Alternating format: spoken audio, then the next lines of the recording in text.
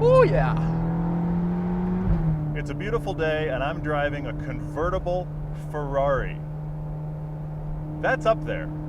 This is the Ferrari California. No, this is not the fastest car ever. But when you stepped up to a car like this, numbers no longer matter. This is the cheapest car Ferrari makes. It starts at about $200,000 and goes way up really quickly. But if you think about it, the Ferrari California is a great Ferrari to start discussing the brand. This is the first front-mounted V8. It's the first 7-speed gearbox. It's the first hardtop convertible. It's the first multi-link rear suspension. That's a lot of first times packed into one car. 70% of first-time new Ferrari buyers are buying the California. And when they do, they drive it more than other Ferrari owners. This one has 18,000 miles. That's geriatric for a Ferrari. This is an 09 model, and there are 0 squeaks and rattles. If you drive this car in comfort and in full auto, it will shift through its 7 gears at 1,800 RPM. The engine's barely turning over, and it is, frankly, boring. Now, it still sounds glorious, but you put your foot to the floor on the bottom half of the rev range and you go, I expected a little more power. This car has the 7-speed dual-clutch transmission, which doesn't lurch or judder or shake the car when you upshift. You just go faster. You put it into sport mode, you start working the paddles, and then you finally find that upper register of the engine that has the best noise and the power you expect. Speed-wise, this doesn't really feel much faster than the Audi R8 or the Aston Martin Vantage. Now it is, but this car doesn't feel that fast. Do you really care about numbers? This is not a slow car. Just go fast, be happy. I mean, that sounds like a great Saturday to me. With this engine and this willing transmission, you've been listening to the engine, flipping your way through the gears, and suddenly you look down and go, I'm doing 3 times the speed limit. If some non-enthusiast car person comes up to your car, they want it to be a Ferrari. It's amazing to me how Ferraris attract attention, and it doesn't even have to be in red.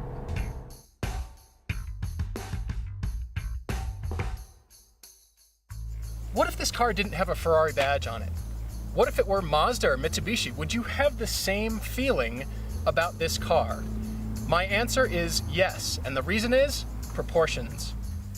The overall proportions, the overall shape is pretty iconic. It's that long nose, short cabin, great style that carries over from the E-Types and the Daytonas of the world.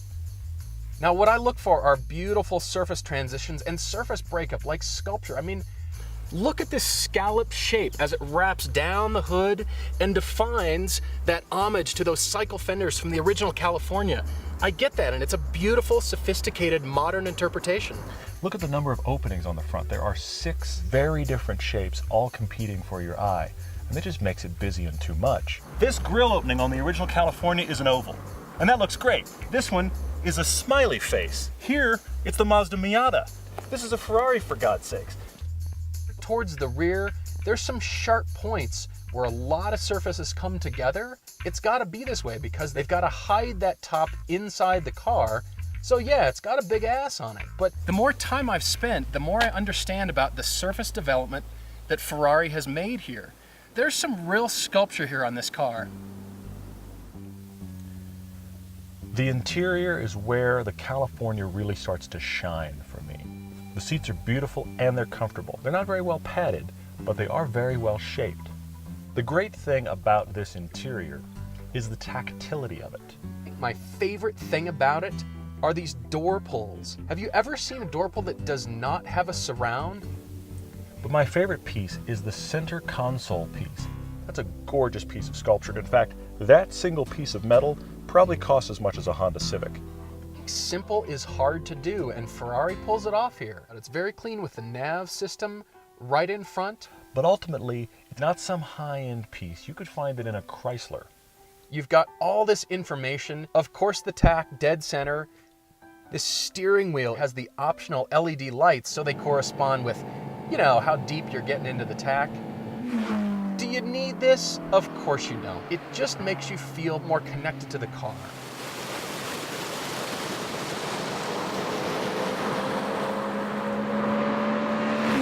Now the ride is controlled by the Manatino switch, the little lever here on the steering wheel. So you've got comfort and sport, and of course, everything off. Since somebody loaned us their $250,000 automobile, I'm gonna leave it in sport. The California is surprisingly easy to drive. But what's interesting is the faster you go, the more input you get, so you can start to feel the weight of the car push back against your fingertips. So really all that makes me want to do is go faster. When you start to push the California through a corner, you're suddenly aware of its weight. You would think a car like this would understeer pretty bad. It just doesn't. Any application of your right foot sorts that out and heads toward oversteer. And that's because the weight is close to 50-50, but it's actually rear biased.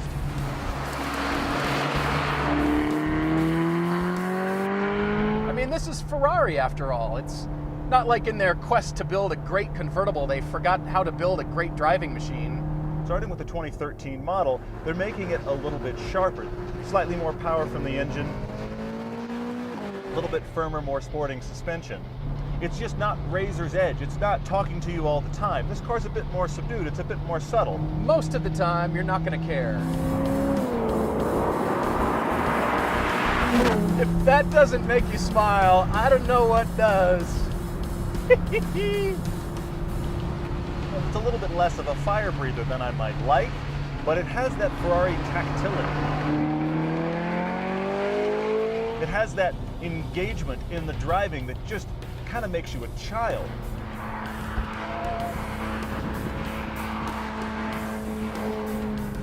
The good thing about this car is it does so many things well. And the worst part about this thing is that I can't afford it.